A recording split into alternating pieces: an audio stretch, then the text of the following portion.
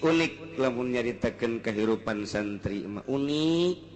aneh mendak daek mah santren teh geus untung indungna untung bapakna sebab eukeur memperjuangkeun agama sabilillah teu kacampuran kunaon pokona mah lamun bapakna maot cukup eta nyahna teh ganjaran mah santrenkeun anak bae ge jang mawanyana ka surga geus cukup. Ulah lalawor emang kumaha.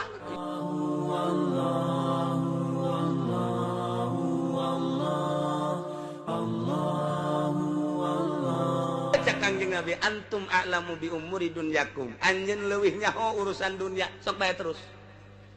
Terus bae horenganan aya aturan-aturanana. Tuh aya aturan-aturanana jadi urusan dunia. Henteu bisa urang melak kacang disebarkan bur lah kumaha Allah bae atuh teu bisa kitu. Hei atuh naon kumaha Allah sih kumaha Allah. Atuh aya aturanana. Hecak urang kendal teh atuh diseurikeun. Ya melak kacang kos kitu. Melak parega datang bur bae atuh teu bisa tetep bae make aturan. Tah eta lah antum a'lamu bi umuri dunyakum. Anjeun leuwih nyaraho tentang urusan dunia. Artina nu biasa ngurusan dunia kumaha cara melakna. Sok teruskeun cak Kangjeng Nabi. Sok teruskeun teh urusan patani ngaranna. Jadi urusan dunia diserahkeun ka urang kumaha kabiasaanana. Serahkeun. Innallaha falikul habbi wan nawa. Dijelaskeun deui eta teh supaya leuwih jelas jangan dalilan bahwa Allah Maha Pencipta. Yukhrijul hayya minal mayyiti wa mukhrijul mayyiti minal hayy. Allah teh anu ngaluarkeun nu hirup ti nu paeh. Mana nu hirup? Manusa hirup. Dikaluarkeun ti mana? Tina cai mani anu beku nu paeh. Manuk hirup dikaluarkeun tina endog. Bahkan wa mukhrijul mayyiti minal hayy jeung ngaluarkeun anu beku ieu ne cai mani tina nu hirup. Endog tina nu hirup. Urang teh manusia diciptakeun tina nu paeh nu beku yakni cai manina diciptakeun ku Gusti Allah ti manusia anu hirup nu hirupna diciptakeun deui tina cai mani anu beku cai mani diciptakeun deui dikaluarkeun ti nu hirup atuh kitu bae terus manusia wari manuk teh diciptakeun tina beku yakni tina endog timbul tina endog jadi dah manuk jadi endogan deui kumari endogna kuari kitu tina endog jadi manuk kotok kitu keneh unggas ngaranna kotok hayam nah ieu teh diciptakeun ku Gusti Allah tina endog diciptakeun tina kotok diciptakeun tina endog nu mantah kuari mah aya babadean heulaan kotok apa heulaan endog.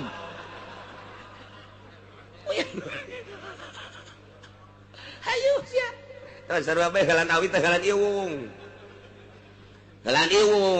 Nya heulaan iwung, ai iwung biji lapan ti awi. Oh nya, heulaan awi atuh. Awi ti mana aya iwungan?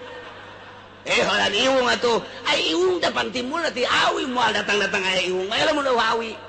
Ti awi atuh. Ai awi teh pan tina iwung, datang ka kiamat sia moal beres. Otak jeung endog heulaan mana? Nu bisa ngajawab iwal ti Abu Nawas. Abu Nawas bisa ngajawab aja. Nailah manusia tina sperma ti manusia ti sperma ti manusia. Ieu nu ngaluarkeun sperma ti manusia saha? Gusti Allah. Nu ngaluarkeun sperma ti manusia Gusti Allah, nu ngajadikeun manusia ti sperma Gusti Allah. Istimewa Gusti Allah mandek ngajadikeun manusia teh tina sperma sakali asup doang sat karahim awewe nutup langsung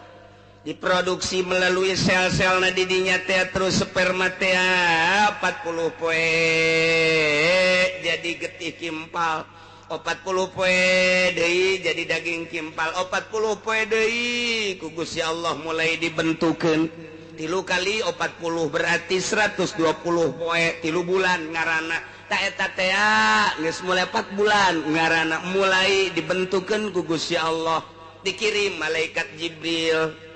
yang nuliskeun masalah hiji masalah umurna 2 masalah rezekina nomor katilu masalah pagaweanana nomor kaopat masalah salamet jeung cilakana jaga di akhirat aya yakni surga jeung neraka urang borosot ka alam dunya geus mawa dokumen opat umurna rezekina pagaweanana surga jeung nerakana geus aya dokumen tah kakawasaan Allah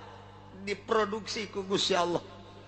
loba jelema subur jasa awewena subur salakina subur terus bae dijimakeun cai mani keluar sapeting sagelas tapi tidak akan jadi manusia majir ngaranna majir sapi majir bagus lintuh ai awewe mah majir pencit habak Tadaran kangjeng Nabi genita ka urang kawin teh kanu loba anakna alwadud alwalud wadud anu sangat cintaeun ka urang resepeun jasa ka urang di mana-mana manehanna resepeun ka urang bakal timbul rasa deudeuh rasanya di mana ge urang diperhatikeun bae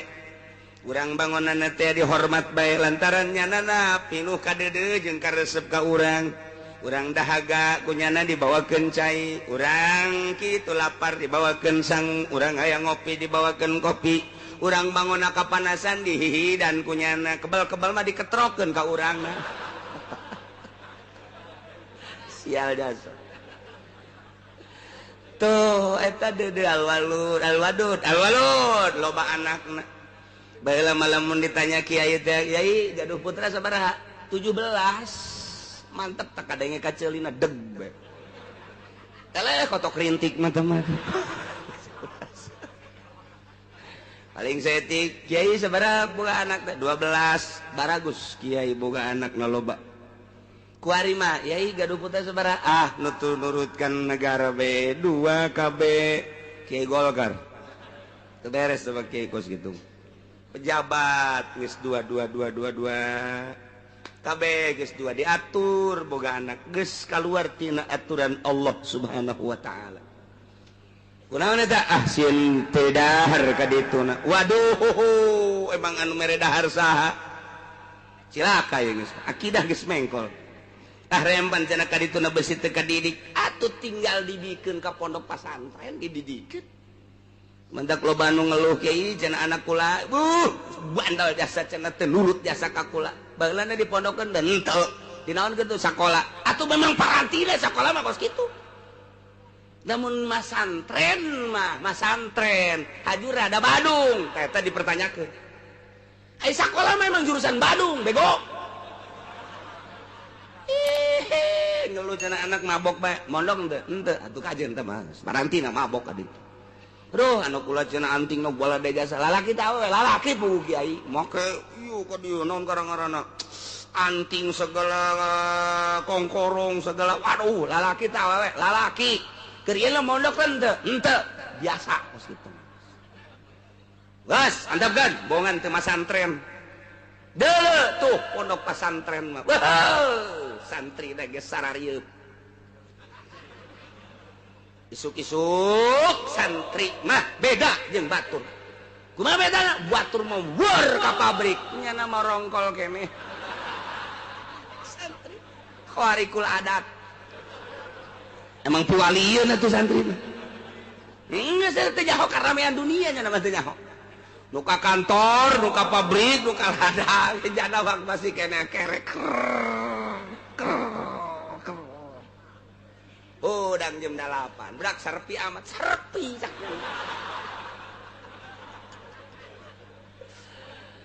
kamarananya jelemanya nu ka pabrik geus di pabrik nu ka kantor geus di kantor anu ka ladang geus di ladang babaturan nyana atuh kiai geus nongkrong ka majelis nyana mah hudang teh geus eueuh sasaha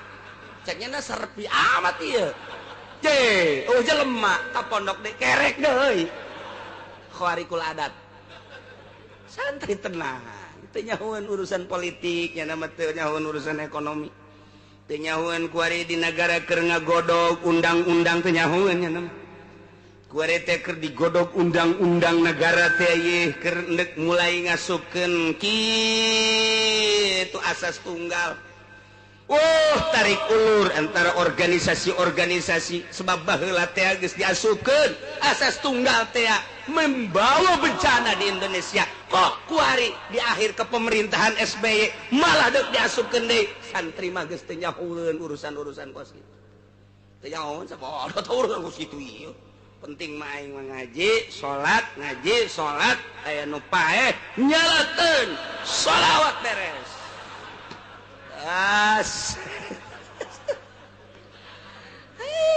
Santri mah kahirupan geus beda nyora mah tuh. Isuk-isuk di jandela kieu beta. Di jandela mandi encan oncan. Santri. Neleukeun anu liwat ceknya na kamarana jelema eta ku sararibuk teh blon ceknya teu percaya ka Allah. Waduh. Santri geus hebat jasa pokona geus.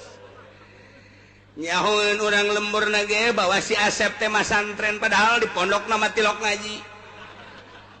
Datang geus ka ditu 1 tahun 2 tahun mulai geus diustadkeun tad ira balik. Sia lain diustadkeun. Tungtung na deuk main bola isin bae aing. Padahal ngaji tilok geus diustad-ustadkeun. 3 tahun tad ira balik. Haju dipermasalahkeun deui, diomongkeun di lemburna. Si eta mah nya masa depanna cakyana surem. Kunaon teu bae sakola henteu, digawe henteu kumaha masa depanna. Si Asep make daek-daek mah santren surem masa depan. Awewe ge ditanya embungeun. Lamun aya SMS ti si Asep embung, cek awewe surem masa depan. Tedahekeun blon jasa tedahekeun padahal mah santri mah masa depanna ngaleuwihan SBY ngaleuwihan Habibie ngaleuwihan Pak Harto kumaha emang SBY mah ngan saukur nyaritakeun masa depan teh masa depan digawe jang pitayeun deui bae Habibie produksi anu jang pitayeun santri mah masa depanna bagaimana kalau kita di dalam kubur nanti. Ulah dikira santri masa depan melejit jangan meninggalkan dunia. Weh, nanti di mahsyar bagaimana kita nanti? Eta masa depan anu hakiki. Ya, urusan di dunia mah tadi pimpin ku negara bakal dalahar bae. Jadahar mah neangan sorangan, lain kita kulura. Tapi engke di akhirat. Tuh si Asep geus mulai kuari masa depanna geus ka akhirat bae merenungnya ngaji tilok non tilok.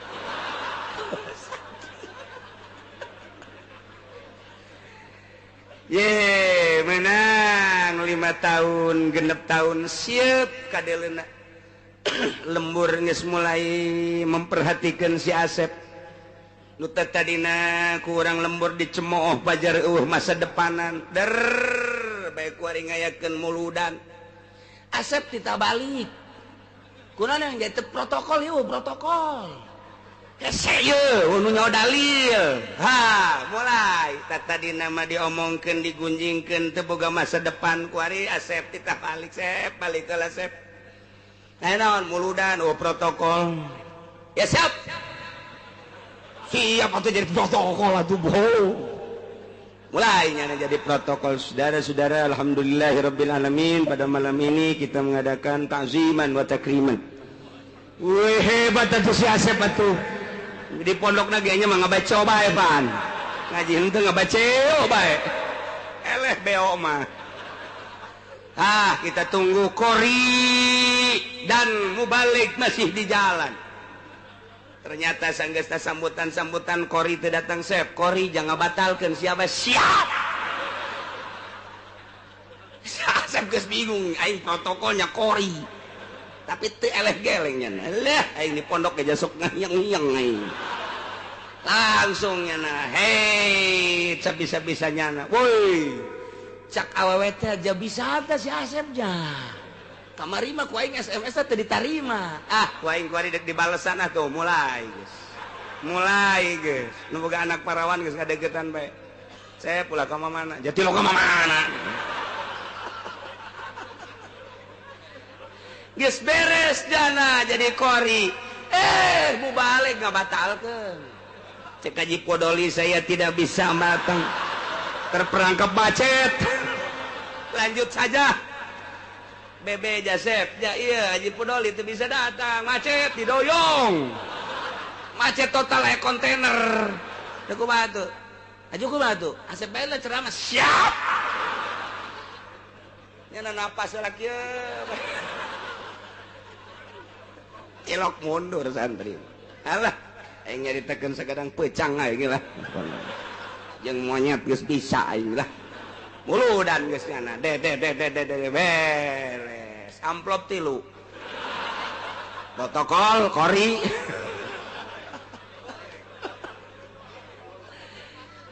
eta hartina santri mah begitu berangkat ke pondok bangun luca lece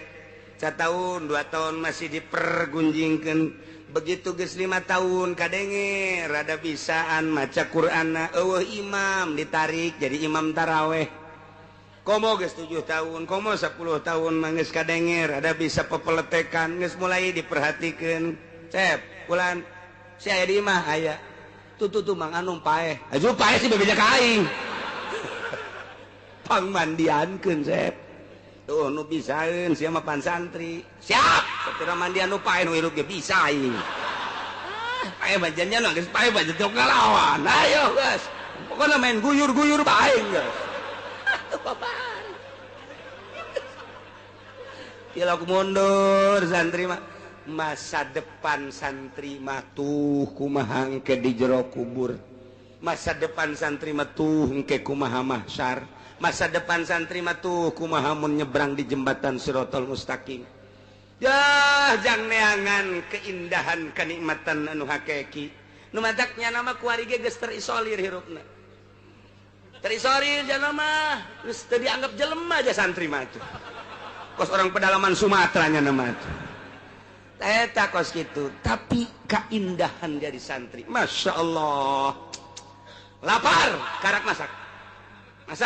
isikan golot cak babaturana ieu urang pan sangu doang ngeunan tenang ih jeung aing mah ulah sok hese-hese lain kitu warung pan geus nutup peuting pan ieu mah kan santri mah peuting masakna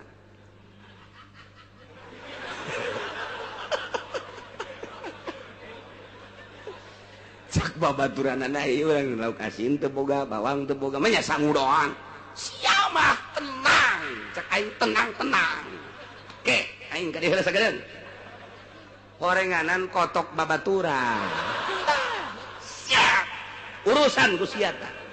kotok saya teh ulah ngomong ayo hija sia bisaan emang keur ieu sia teh meuli ayo bae goreng beres golotrokan nah nu bogana hudangkeun mang hudang dahar jeung aing ayo sia boga kotok tenang ayo dahar nu bogana bareng ngarokoknya lah hahaha bae suseria menang sapae dua bae kotok aing gamah leungit sia beureunnya ieu teh nu di dahar ku sia teh ya tuh goblok atuh sia nu goblok oh masalah santri guys salaman geus beres ngan dina hatena sia boga kotok cokot deui ku aing cak kahirupan santri mah indah jasa ngeunaheun nikmat jasa hese pokona hayang jadi santri teh kanikmatanna amun urang geus jadi santri ngarasakeun nikmatna hirup emang kumaha gitu disieun ka mana balik deuk balik heeh nek nanti sagedeung doang aing mau balik ngan baju aing kalotor kabeh nu aya bae cek babaturan baju aing ka mana samping eueuh baju horeng dibawa balik ku jana menang saminggu datang di sini mah baju aing dibawa bawa ku aing jeung aing kalotor pake bae tenang asa nu nyana bae teh kahirupan santri masyaallah nikmat jasa nu mantak moal aya pang indah-indahna ketika jadi santri ngilahan yusuh masalah masalah hiji bae ngaji salat datang ka waktuna sabulan kolot ingeteun teu ka aing can dikiriman dibodem ku sia kolot galakannya anak blow on. Masya Allah, Masya Allah. Tah eta kadelena luca lece kulantarannya nama dididik agama khusus entak teka campuran dek aya nu sakola ulah aya nu maksa hayang sakola di dia ulah kunaon gitu moal kaharti ku budak sakola mah kahirupan pesantren engke nanya anak kacampuran isme sakola ulah sakola mah sakola bae geus kaditu anti sakola lain anti ieu dek dijadikeun pelopor musola pelopor masjid lamun aya bangsa nu sakola-sakolahan gitu mungkin teu bagus nyebut dodna mungkin walad dolid ieu mah kena buleut dodna walad takos kitu wadek disalapkeun yes ku batur di ortodok kajen diburut-burut kajen dibudug-budug emang asli budug eueuh masalah tapi deuleu hasilna di Jakarta geus sabaraha nu datang ka kula sabaraha masjid menta santri kiai jang imam geus hese jasa cenah imam sibuk kabeh mantak aya sabaraha santri di dieu nu di Tanjung Priuk aya nu di Grogol aya lainang kula nyana bae ka ditu usaha juga pake tah eta kos kitu inget ka dongeng abah jeung kula ka Tangerang caritana ieu nyaritakeun untuna ngam gitu dek diganti antaran diukur sholat barang sholat maghrib barita sholat maghrib jelema garendut ya cari cing di nanya di ditu Tangerang belah ditutup nanya ini nunggu siapa nunggu imam oh iya teu kebal bener imam nanya cak abah teh jata murid ai imam ternyata tenel biasa we imaman beres barang neuleuh orang imam teh urusan teh di dieu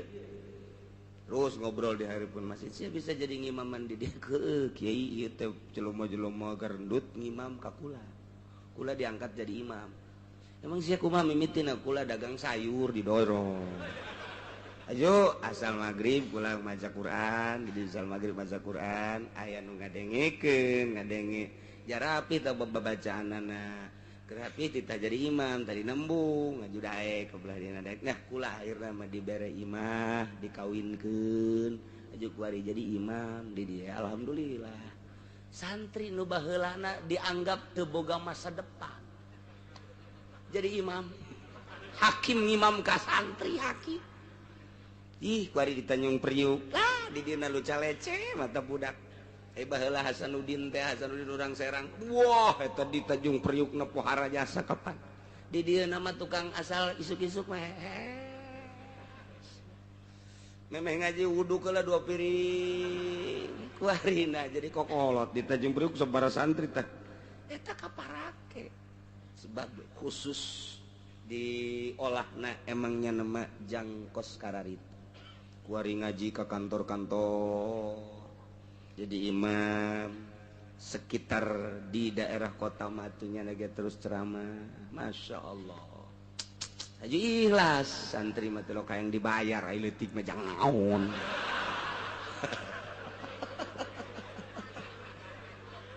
Masya Allah iyalah jadi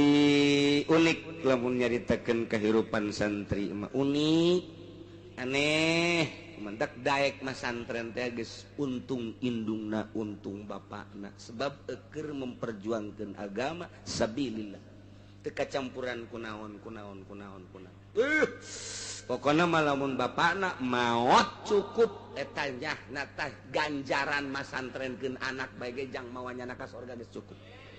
ulah lalawor emang kumaha ya Allah ya Rabbi nu sok disebut junudullah tentara-tentara Allah aya 2 rupa nomor kahiji anu jihad di medan laga perang nomor kedua anu li'ilai kalimat Allah li'ilai kalimatillah ngaji teh jadi tentara Allah urang mah kuari ngaji saminggu sekali santri munggal poe subuh ngaji lohor ngaji asar ngaji nu ngaji mah nun teu menteu jadi mah jadi antep bae deh ku kiai tadi mamana ge daek ngaji los teu ngaji los bodoh. Iya itu di mamana ge tilok aya nu dihayu-hayu ngaji tilok di pasantren mamana ge cok di Pandeglang, Serang, Tangerang, Bogor, datang ke Sukabumi. Tilok aya kiai nitahan ngaji budak sia ngaji tilok. Daek los, los. Bodoh sia. Jang sia ieu. Sia daek ngaji pinter jang sia, teu daek ngaji atuh geus. Sia betah dirinya datang ke puluhan tahun los, mayar henteu naon henteu. Acan balik bae los, acan pindah los, sama kumaha sia bae. Tapi hasilna kok beda. Hasilna kok beda. Oh, pan didoakeun khusus. Lempeng ngadoana supaya Gusti nu ngaji nu teu ngaji ge supaya dibere paham ku Gusti. Tuh. Nu mantak nyana jula leuleus di hatena. Leuleus. Sakalina teh leuleus balik teh balik. Jadi beda salap mah. Tak itulah ieu mah keur carita dalil kana maha penciptana Gusti Allah. Innallaha faliqul habbi sanyana Gusti Allah anu ngadamel mecahkeun sisikian ngajadikeun tatangkalan terus buahan bermacam-macam tangkal bermacam-macam buah bermacam-macam rasa nang Allah termasuk kurma diplak jadi buahan nang Allah ngajadikeun lain nang manusia Allah ngajadikeun hirup piana manusia ti cai mani maha kawasa Allah Allah ngajadikeun cai mani ti manusia Allah ngajadikeun manuk tina endog Allah ngajadikeun endog tina manuk na ieulah zalikumullahu fa anna tufakun wallahu alamu bimuraditah anu ngajadikeun tatangkalan tina siki anu ngaluarkeun manusia tina sperma anu ngajadikeun manuk tina endog ngajadikeun endog tina manuk ngajadikeun sperma ti manusia na ieu teh sing hade lain nang manusia zalikum eta kabeh Allah anu nyiptakeunana fa anna tufakun kunaon atuh maneh marengkol teu percaya ka Gusti Allah endan teu daekeun maca dua kalimat syahadat teu daekeun ngomongkeun bahwa khaliqul khalqi Allah teu daek endahan nyembah ka patung endahan nyembah ka batu endahan nyembah ka materi endahan nyembah kaki itu dunia padahal nu nyiptakeun langit bumi Allah anu ngajadikeun sisikian Gusti Allah anu ngajadikeun tatangkalan Gusti Allah nu ngabuahkeun Gusti Allah ngajadikeun manusia tina sperma Gusti Allah ngajadikeun sperma ti manusia Gusti Allah ngajadikeun manuk tina endog Gusti Allah ngajadikeun endog tina manuk Gusti Allah kunaon atuh teu daek nyembah ka Allah dalil bahwa Allah lah maha pencipta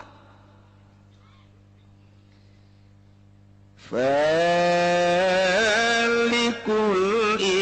isbah naik wari dalil kana maha penciptana Gusti Allah tadi tina tatangkalan jeung manusia wari naik kana masalah falak Gusti Allah teh anu nyiptakeun waktu subuh nu ngajadikeun waktu subuh nyingsingkeun waktu subuh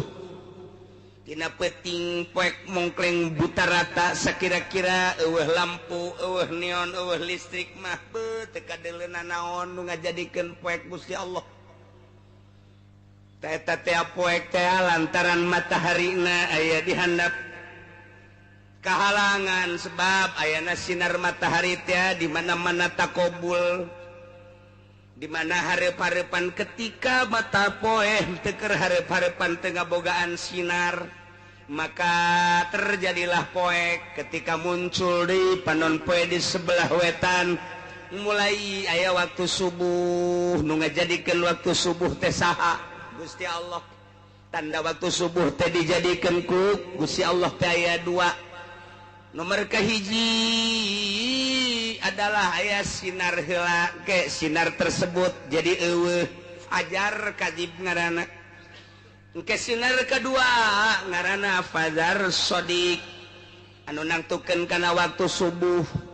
begitu diteliti aya fajar kadzib aya fajar shodiq aya hiji keanehan diangsongkeun baheula teh ka ahli palak di Amerika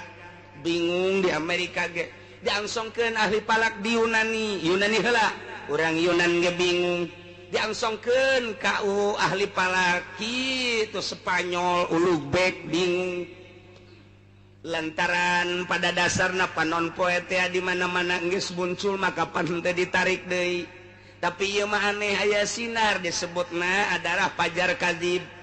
eta panon poe keur meujeuhna di jero kunaon atuh aya sinar tersebut ngebat panjang set tilok nyararaho jelema nu aya di majelis ieu malantaran tilok hudang subuh deuleu atuh hudang heula subuh sok heula jam 4 neuleuh ka arah ditu bakal aya engke ngaranna fajar kadzib eta mah encan jadi waktu subuh tapi aya sinar eta lah nu dipertanyakeun di dunia ka ahli palak di dunia sok geura bingungan kabeh ge eta engke surup can aya eta mah can asup waktu subuh ke geus aya fajar shodiq mangke bakal aya sinar ngebat ka luhur set kemudian nyayan beki berang eta mah henteu surup deui tah eta nu dipermasalahkeun teh ku aya sinar haju eueuh deui sinar naon lamun lain Allah nu nyiptakeun waktu subuh saha deui sebab tina perputaran matahari ge teu kaharti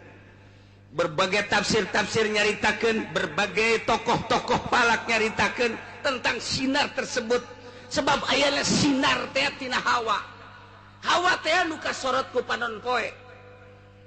dari panon poe nyorot kana hawa timbullah sinar sedangkan eta kan panon poe di jero keneh haju aya surup heula kahalangan kunaon datang ka kuari encan terpecahkeun geus moal aya nu bisa memecahkeun eta mah hiji penciptana Khalikul Isbah Gusti Allah Subhanahu wa taala tah kuari subuh jadi berang bat nu ngajadikeun berang teh sah tanyakeun coba ka orang Amerika tanyakeun ka orang Eropa tanyakeun ka orang Amerika Australia saha nu nyieun waktu subuh terus beki berang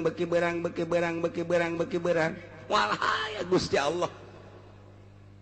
diciptakeun ku Gusti Allah teh waktu subuh teh eta teh waktu anu luar biasa energina tinggi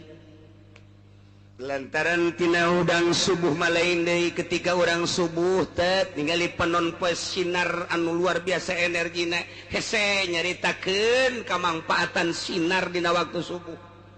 namun urang kasorot ku panon poe langsung dina waktu isuk-isuk eta panyakit bakal raragagan sebab dina sinarna ngandung berbagai-bagai kamangpaatan anu hese dicaritakeunana mentak ngahajakeun coba ge urang moe awak isuk-isuk tapi isuk-isuk di poe awak urang teh seger hiji nomor kaduana membangkitkan semangat nu endek digawe kasorot ku panon poe gagah digawena nu endek ka kantor kasorot ku panon poe gagah ka kantorna nu endek ka pabrik kasorot ku panon poe gagah ka pabrikna nu endek ngaji isuk-isuk poe minggu kasorot ku panon poe ngawuduk heula gagah bae gagah sidar isuk-isuk lain lalawar mulai jam 7 jam 8 masih gagah keneh jam 9 jam 10 geus dula deuleu bae lapar sinar lapar geus aya dula deuleu bae sial kiai angel amat ngajina nyumpahan ka kiai tolol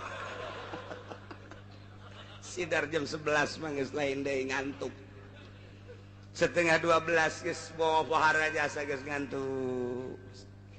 boro-boro disadiakeun tempat tidur diuk bae ge bisa nundutan hees lumantak urang ka masjid jam 10 ka masjid jam 11 poe Jumat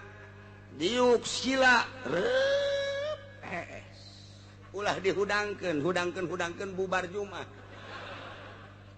eta bawaan sinar matahari isuk-isuk pan teu beda tapi begitu setengah 12 jam 12 lain deui naik deui engke ketika jam 2 mulai gairah aya deui gitulah diciptakeun ku Gusti Allah nu nyiptakeun kos kitu teh saha Gusti Allah Masya Allah falikul isbah wa ja'alal laila sakana jeung Allah ngajadikeun peuting sebagai tempat istirahat berang urang ka ladang capek nu ka kantor capek nu ka pabrik capek balik ku ari magrib salat dahar istirahat isya langsung jang istirahat peuting teh wa ja'alal laila sakana lumentak aneh ku ari mah dagang ti peuting baheula mapan ku kolot teh ai magrib titah nutup dagang teh ulah sok muka geus waktu istirahat ku ari mah magrib malah muka neangan dunia teh lain waktuna ku ari mah baheula mah beurang jang neangan dunia mah peuting mah jang istirahat akurkeun jeung Al-Qur'an wa ja'alal laila sakan mantak ulah nuturkeun Yahudi ulah nuturkeun Nasrani urang mah urang bae dagang berang magrib tutup geus bae usaha berang jatilok aya nu macul peuting tapi ku ari mah justru macul ti peuting bae geus komo tamah macul sawah kobakan hiji mah nu mencong atuh peuting bae tah ieu wa ja'alal laila sakana mun urang nuturkeun ieu istimewa berang dagang jam 5 tutup atau menjelang maghrib geus ulah kabita ku dunya mandi maghrib geus beres tas maghrib geus ulah buka deui langsung urang lamun dek ngaji urang lamun anak-anak ayo pagahan sampai isya tas isya heula berjamaah terus ka ieu mah sare urang minta ka Gusti Allah ya Rabbi hudangkeun abdi jam hiji abdi teh hayang tahajud rugi amat asana lamun peuting ieu teh tahajud lantaran ieu waktu teh moal balik deui nu kamari ge moal balik deui nu kamarina deui teu balik deui abdi Gusti hudangkeun ke jam hiji Gusti hayang ibadah ka Gusti hudang ti peuting urang tenang lantaran sarena berang keneh jam 9 jam 10 ngenaheun ban Allahu akbar tahajud lantaran cak Kangjeng Nabi Gusti Allah teh anna li ibadan yuhibbuni wa uhibbuhum sanyana kaula boga hamba-hamba anu resepen jasa ka kaula nu kula ge resepen jasa ka anjeunna yastakuni wa asakuhu nyana ridwan ka kaula kula ge rindu ka manehanana saha eta kumaha cirina jelema-jelema anu ti peuting hudang ti peuting tadarru ka kaula ti peuting ceuri ka kaula ti peuting zikir ka kaula etalah jelema nu cinta ka kaula kula ge cinta ka anjeunna anu manehana rindu ka kaula nu kula ge rindu ka anjeunna ke lamun terus-terusan kos kitu lantaran saling mika cinta saling mika rindu ku kaula bakal dibere engke maziah-maziah kelebihan-kelebihanana tah Gusti abdi teh hayang ngarasakeun nikmatna ibadah cara Kangjeng Nabi mah kapan tahajud teh fardu abdi hayang ngarasakeun ibadah cara para wali mah tahajud teh unggal peuting abdi hayang ngarasakeun ibadah cara guru-guru abdi ulama-ulama nikmat teman sarena teh tadi diatur iyalah wa ja'alal laila sakana jang istirahat endeu kumaha tahajudna jam hiji masih kena wawalak-wakan jam hiji jam 2 balik ceramah jam 2 iraha tahajudna jadwal panggung kapan teu kumaha deres namanya mah masih keneh ngaji keneh aya nu di imah ngobrol datang ke jam 2 deuk iraha tahajudna deuk iraha tahajud deres mun ngobrolkeun agama aya nonton main bola kan hulu sia eta rugi urang geus ulah make nu kitu-kitu parewan TV ganti nu gede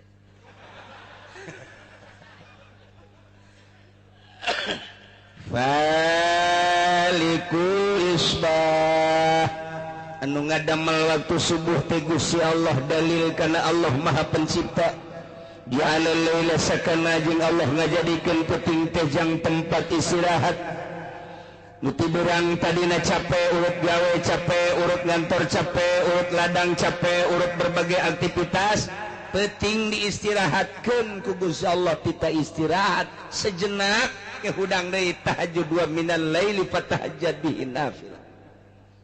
wa ja'ala al-laila sakana sahata nu nyieun penting wasyamsa wal qamara husbana Allah ngajadikeun panon poe jeung bulan dijadikanana sebagai hitungan jang waktu-waktu panon poe mah kapanggih deui sataun kaporosna ai bulan mah kapanggih teh sabulan kaporosna aya falak-falakna panon poe jeung bulan teh nu dijadikeun ku Gusti Allah teh wa kullum fi falaki yasbahu urang sok dibaca panon poe aya falakna bulan aya falakna aya manzilah-manzilahna jadi moal kaluar tina reelna bulan jeung panon poe ge lantaran bulan jeung panon poe teh lantaran Gusti Allah geus ngajelaskeun wa kullum fi falaki yasbahun panon poe lempang dina falakna ukuran satauneun kitu keneh bulan berangkat tina porosna tina falakna sabulaneun ta ieu dijadikeun aya manzilah-manzilahna wa huwa alladzi ja'ala asy-syamsa diya'a wal qamara nuran wa qaddarahu manazila lita'lamu 'adada as-sinina wal hisab. Dina surat Yunus dijelaskeun ku Gusti Allah Allah teh ngajadikeun asy-syamsa panon poe diaan caang nu tadina poe barang panon poe bijil masyaallah jarum potong ge kadeuleu nu geulis kadeuleu geulis dan nu betot kadeuleu petot nu putih kadeuleu putihna nu hideng kadeuleu hidengna melalui panon poe ieulah wa huwa allazi ja'ala asy-syamsa diya'an wal qamara nura begitu ti peuting aya bulan tanggal 13 mulai caang 14 mulai caang tanggal 15 pohara caang keindahan bulan purnama hese dicaritakeunana disebut caang jasa henteu disebut poe henteu tapi indahna pohara jasa ieulah cacaang panon caang bulan nu mantok ku budak nosok dipake bobogohan di handapeun kuburan sugan aya kunti anak nyelap eta bulan ya Allah ya Rabbi di samping Allah ngajadikeun bulan wa qaddarahu manazila aya manzilah-manzilahna jang naon ieu lita'lamu adadas sinina wal hisab supaya nyaho bing bilangan tahun bing bilangan bulan dihitung ku ahli palak teh mimiti ti April afamtun maisarhun yunjalhun sarun agasun sepsun jun burujun simaliun April, Mei, Juni, Juli, Agustus, September ieu adalah buruj simali bagian kaler. Okmizun nop altun des kauzun janjatun febdalkun burujun janubiyun eta mulai nu genep teh tadi adalah buruj janubi aya us-usna di dinya afhamtun hartina April ham hartina buruj hamal yakni eta bintangna bintang hamal usna 9 jadi berarti urang lamun deuk hitung palak teh deuleu tah dina apakah ieu teh bagian simali apakah bagian janubi artina simali teh keur lempang kaler panon poe teh apa keur lempang kidul lantaran ieu teh aya palak-palakna aya bagian kaler aya bagian kidul engke waktu salat ge beda-beda waktu salat nangke asar teh aya jam 3 lewat 10 aya jam 3 lewat 4 aya jam 3 net lewat 5 aya deui engke jam 3 lewat 30 menit magribna lamun urang keur make jitu waktu waktu Indonesia Barat engke beda-beda kecuali orang make waktu gorbi lantaran waktu teh aya waktu gorbi selalu jam genep bae aya waktu istiwa zohorna selalu jam 12 bae mun urang ngaji palak dek make istiwa zohor asa jam 12 zohor asal jam 12 zohor ngan kudu ditimbang make rubu. Nah eta teh waktu ngaranna waktu istiwa baheula mah di hareupeun masjid ulama-ulama nyieun waktu istiwa lantaran eta mah bertepatan jeung panon poe lamun teu angkeb mun angkeb teu bisa aya teh nololkeun paku sakieu dijieun ku urang kitu naon detik-detik jeung menit-menitna asal tepat bae pelempeng kalangkang kadinya berarti jam 12 istiwa ngaranna istiwa teteh ngaranna tah atawa urang dek pake waktu gorbi magribna selalu jam 6 tah lamun bulan puasa urang nyetel waktu gorbi ngeunaheun jadi geus teu kudu kurang leuwih asal jam 6 magrib asal jam 6 magrib engke waktu Indonesia Barat mah mungkin jam 6 lewat 5 jam 6 lewat 10 macem-macem atawa jam 6 kurang 2 menit pokona mah urang nyieun waktu jam 6 magrib wah nu kolot mah kaburu modal geus teu ungkulan ngaji kos kitu geus teu siap berpikir geus nu kolot mah boro-boro mikiran waktu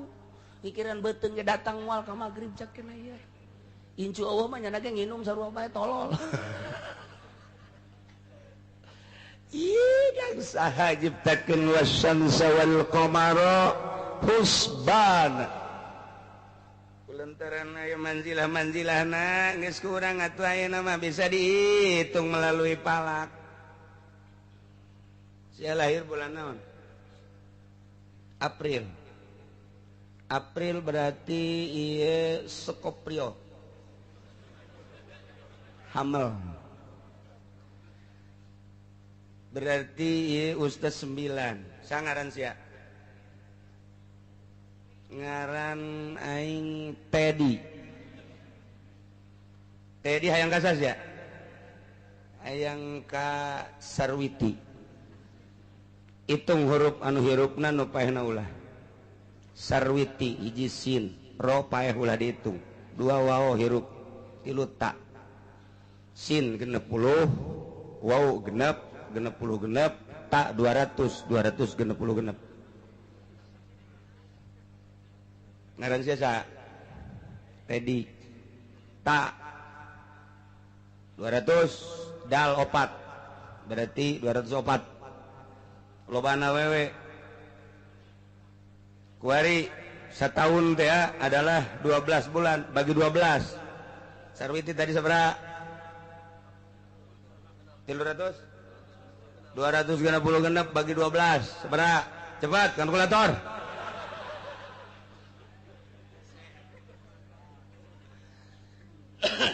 masih keneh aya keneh hiasa bagi deui 12 sesana tina 12 sabaraha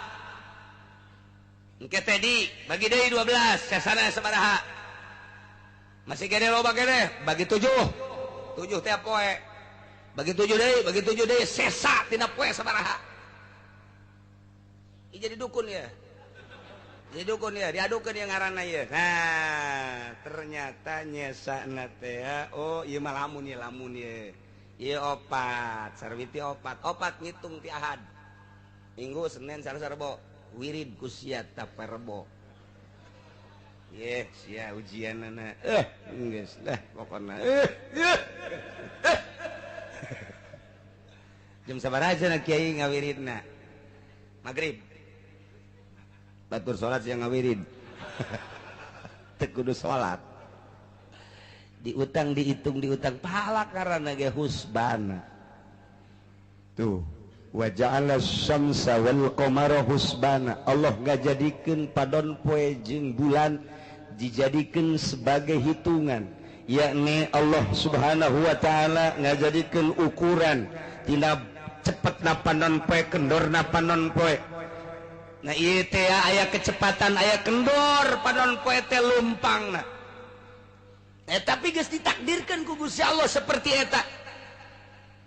geus dijadikeun bulan-bulanna tahun-tahunna engke dijadikeun ku ahli palak mah aya tahun kabisah aya tahun kitu basito ke tahun kabisah sabaraha tahun basito sabaraha ukuran-ukuranana aya dina ilmu palak mah nu mantak teu kacaletot dihitung kurang tahun naon ieu hitung geus tanggal hijina mana tanggal hijina bulan Ramadan teh poe naon geus moal misek lantaran geus dihitung melalui ilmu falak wasyamsa wal qamara husbana asal diaji bae lantaran menang ulama yakin geus ulah make hitungan menang Amerika kunaon emang kurang otentik apa naon urang dilojokeun sebab hitungan kitu Amerika urang teu boga rumus asal dek hitung bulan Ramadan nungguan heula ti mui nungguan heula ti Amerika nungguan di luar negeri ndek ngitung bulan Ramadan bae ge kumaha mun dilojokeun nyen cenah urang rumus can bisa urang nyen rumus can bisa make hitungan nu kuari anyar teh urang teh can bisa nyen rumus ari make sulamunairen nah ngaji nyen rumus sorangan ngaji nyen rumus sorangan beak cenah eta nyen ku sorangan wawasanna leuwih ke depan kurang kumaha Syekh Mansur tapi kuari coba kurang nyen kurang nu becus sa Indonesia profesor mana titah tanyeun rumusna teu bisaeun nungguan ti Amerika bae kumaha lamun digicelekeun ku Amerika mata kagiclek bae ngahaja nyana matak dirumuskeun di internasional di Saudi Arabia ternyata nu menang tetep Sulamunairen nda kumaha deui atuh coba nu kamari teh saralangan henteu digedekeun bae beritana lantaran pamarentahna di salah coba orang mengamati hitungan internasional da kamari teh dirumuskeun unggal taun ge nu menang tetap sulam diulah-ulah ngaji sulam tetap menang ne kumaha tuh ulah micen mata ulah micen ceuli jak kabeh ge kuari mah geus jararitung kuari mah informasina global nyaho kuari ke dirumuskeun di dunia internasional palak kamari pan anu salah mantang Malaysia yang serikeun ke Indonesia kami belajar palak di Indonesia kenapa orang Indonesia tidak memakai falaknya orang Malaysia belajarnya di Indonesia kunaon ai Malaysia na akur jeung Sulamunairen ai Indonesia henteu nya sarikeun orang Malaysia kemunduran Indonesia loba jasa dibandingkan jeung Malaysia nu tatadina orang Malaysia berguru ke Indonesia kuari orang Indonesia berguru ke Malaysia hulu sia bego teu boga kaisin meureunna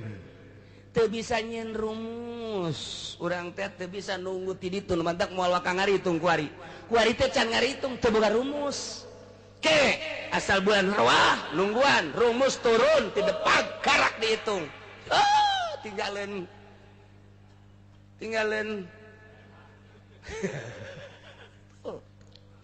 wasyamsa wal qamara husbana geus dihitung tinggal ngaji bae dek ngaji Sulamunairen mangga dek ngaji durusul palakia di Jawa mangga akur tak bakalna durusul palakia mah beda seutak setik jeung sulam selain ti eta cak guru kula dua guru murid daripada Syekh Mansur bener mah bener ulah dipake dua bae nu dipake mah hiji Sulamunairen dua durusul palakia ngan kesulitanna durusul palakia mah make logaritma lamun teu ngaji logaritma tuh moal bisa mata kula mah ngaji heula logaritma jakeul baheulana sakola pan SD kelas 6 ngaji heula log aji mantap kau kesulitan namun orang geus ngaji mah geus yakin menang ulama beres tuh aya abah mah ngos kituna kieu bae teh babarita Januari Februari Maret April Mei Juni Juli balik deh Agustus September gas nyaro sarua atawa make kitu Japar Sodik mah 5 tambah 5 bisa eta teu pake anggaran puasa ulah jang naon atuh eta yang hajatan tah maksudna babari bae abah mah ulah mun yang hajatan los pake tetep sulam durusul palakia jadi dihitung wasyamsa wal qamara husbana panon poe jeung bulan dijadikan sebagai hitungan untuk hitungan Arafah untuk hitungan lebaran untuk hitungan puasa untuk hitungan bulan urang bisa nganyahokeun bulan ieu sabaraha harina yang kepentingan nu mantak Kangjeng Nabi ge ditanya yasalunaka itu anil ahillah Kangjeng Nabi ditanya Gusti ari eta si tanggal kumaha eta maksud kumaha mimiti leutik kaju gede haju ke ngaletikan yasalunaka anil ahillah sahabat naranya ka anjeun Muhammad tentang bulan-bulan sabit mimiti ayat gede gede tanggal 15 ketika ngalemes letik ke aya deui kumaha Kangjeng Nabi ngajawabna qul hiya mawaqitu linnas eta mah waktu-waktu pikeun manusia aya waktu Ramadan aya waktu lebaran aya waktu Arafah jang wukuf jeung waktu-waktu anu sejenna nu ditanyakeun bulan nu ditanyakeun tentang bulan sabit dijawabna ku Kangjeng Nabi hikmahna di jero bulan aya waktu-waktu qul hiya mawaqitu linnas usbana itu mentak lamun kuari urang boga anak daek masantren teruskan kadang ngaji falak kena nyahun falak salafus sholihin falak anu kuarina make komputer aji jang perbandingan nyukomna aji dan lain sebagainya sanajan orang nunggu rumus di Amerika aji mah aji baik jang perbandingan di mana ieu selekna di mana ieu mislekna supaya orang nyaho oh iya mislekna di dieu kos kitulah para jamaah kaum muslimin rahimakumullah dalil mimiti Allah innallaha falikul habbi wan nawa yukhrijul hayya minal mayyiti wa mukhrijul mayyiti minal hayy eta teh kabeh nu nyiptakeun zalikumullah dipertanyakeun fana tu fakun kunaon atuh mararengko teh daek percaya kana yen bahwa Gusti Allah teh Maha Pencipta nomor kadua falikul yusbah Gusti Allah teh anu ngajadikeun waktu subuh dijadikan berhikmah anu luar biasa waktu subuh teh ke urusanana hikmahna pohara jasa jeung wa ja'alal laila sakana anu ngajadikeun peuting jeung tempat istirahat cicing teh Gusti Allah bahkan Gusti Allah teh ngajadikeun panon poe jeung bulan dijadikeun sebagai husban perhitungan jangan nyahokeun bulan jangan nyahokeun tahun di tahun kitu Isa Al-Masih datang ka kuari geus 2000 sabaraha 2015 perhitungan hijriyah ti Kangjeng Nabi hijrah kuari geus 1434 eta kan geus aya hitungan-hitunganana tinggal kuari mah cepetan mana antara hijriyah jeung kitu Masehi tapautna per 10 tahun sabaraha tapautna per 100 tahun sabaraha aya perbedaan lebih cepat mana di antara Masehi jeung hijriyah eta perbedaan kitu engke bakal dicaritakeun hikmahna kok ya berbeda sih di ilmu falak engke bakal dicaritakeun perbedaan harina antara Masehi jeung kitu hijriyah lantaran di hijriyah mah eueuh 30 hiji tanggalna di Masehi mah aya tanggal 30 hiji